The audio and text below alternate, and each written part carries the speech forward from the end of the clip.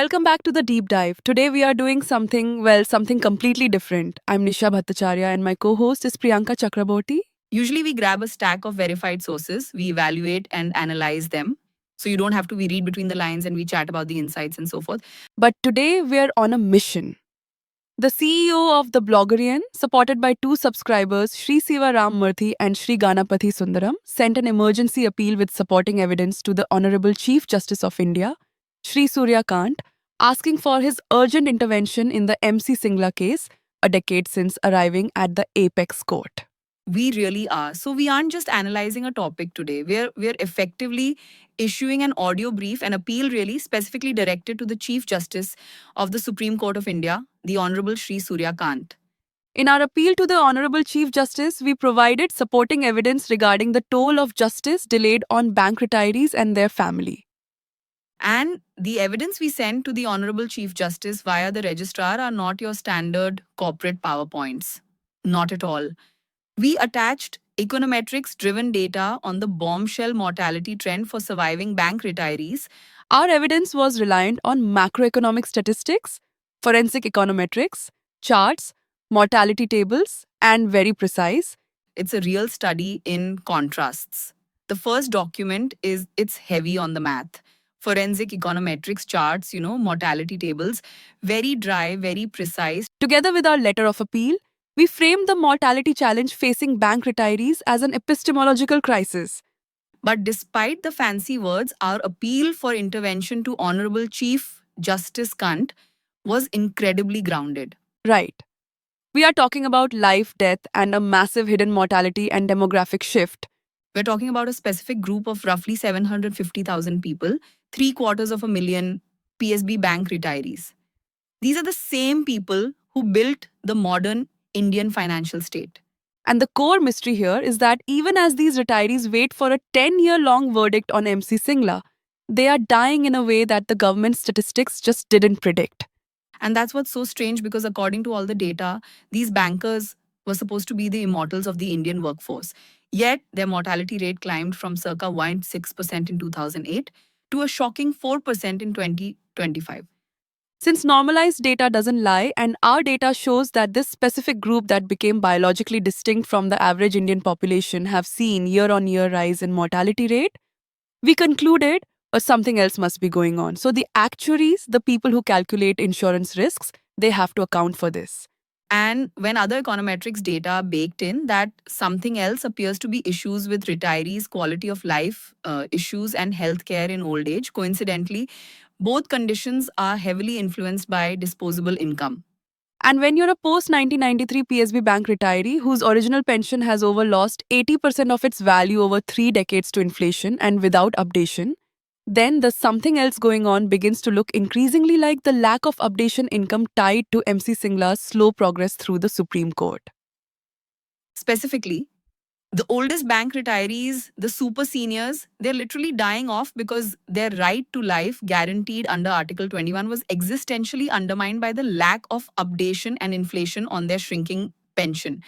And then the low mortality rate pattern among bank retirees broke, a phenomenon we call the J-curve.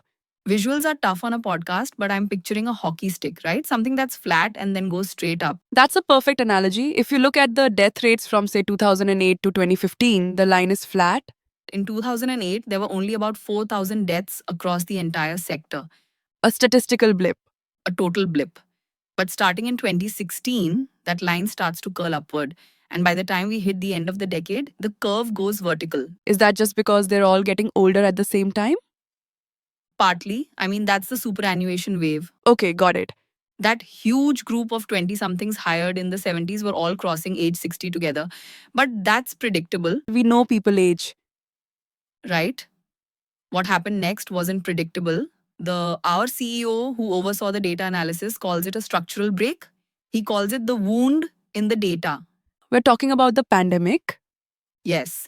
And this is where the numbers stop being just statistics and, well, they start looking like a disaster movie. In a normal year, you'd expect maybe 14,000 deaths in this group. Manageable. Right. Then 2020 hits, wave 1, deaths jump to over 21,000. That's a massive spike. A huge spike. Then 2021, the Delta wave, deaths escalate to 28,500. Hold on. So in just 2 years, you're saying nearly 50,000 of these retirees died? Yes, nearly 5% of the entire pensioner base was wiped out in 24 months. It was an unwelcome blip. That figure of 50,000 compares to the population of a small town just evaporating. But I guess the critical part for the Honorable Chief Justice is what happened next. The mortality rate didn't just snap back to normal as you think it would, right? If it was a blip, once the waves passed, things should have settled down. But they didn't. No. In 2022, deaths were still hovering around 17,900. That is significantly higher than the pre-COVID baseline. The curve has normalized at a higher altitude. Why? Is that long COVID or something else? The source argues it's an acceleration of aging and poor healthcare potentially due to unaffordability. The virus stressed the whole cohort, so the surviving pool is now older and biologically more vulnerable. We are at the absolute peak of the mortality curve for this generation. And the final number is just staggering. And by the end of 2025, 250,000 people from this group will have died since 2008. 250,000, that is a staggering loss of retirees just gone. But there's another layer to this. We don't just stop with the mortality rate. We look at why they are dying. The statistical distribution. And honestly, it's probably the most politically explosive part of the data. And this is where the appeal to the Chief Justice really finds its footing. So the argument being made to the court is that many bank retirees in the absence of updation suffered a double whammy comprising of A, meager income ravaged by inflation affecting the quality of life, and B, poor healthcare. Spot on. And here's where it gets constitutional. The Bloggerian CEO is arguing to the Chief Justice that this touches Article 21, the right to life, and Article 14, equality. That's a heavy claim to make. The question is one of fairness. How can the government knowingly allow an entire class of its retirees to see the buying power of their pensions eroded by up to 80%, while Reserve Bank of India retirees receive inflation-linked pensions that protect the buying power of their pension? If a retiree's quality of life is even their lifespan depends on which public sector institution employed them, can we honestly claim to have substantive equality per Article 14 of the Indian Constitution? That's the question. That moves the discussion from just health policy straight into fundamental rights. It's a brilliant legal hook. It really is. But there's another screaming issue indirectly affecting public sector bank retirees. Now, you'd assume, given that these are banks, organizations literally built to count money and track data, That the government or Reserve Bank of India would have a giant dashboard tracking every retiree heartbeat. you'd think that there's a master database somewhere in Delhi for public sector retirees with a green light for alive and a red light for deceased. You would think. But our CEO reveals what he calls a foundational shock. India lacks a master ledger for public sector retirees. If the Indian Space Research Organization, ISRO, can send a rocket to the south pole of the moon, shouldn't the government be able to track which retiree is alive in the public sector banking? Apparently not. The data is completely fragmented. It's split across 12 different banks, the Life Insurance Corporation, various merged entities. Yemi, our CEO, says they all speak different dialects of data. That is a beautiful and terrifying phrase, dialects of data. But why is it important for the government to have a central database for all public sector retirees?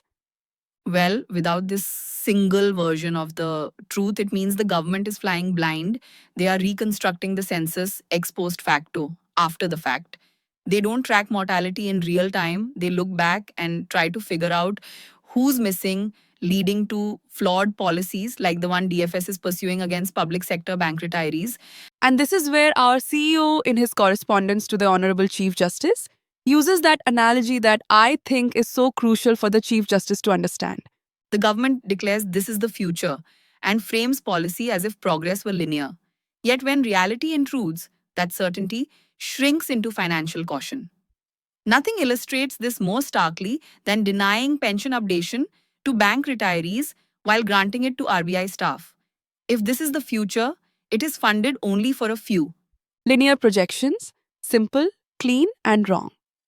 Exactly, because real life is like a heart monitor. It has spikes, it has crashes, it has And I apologize, but I have to use the word from the brief, heteroskedasticity.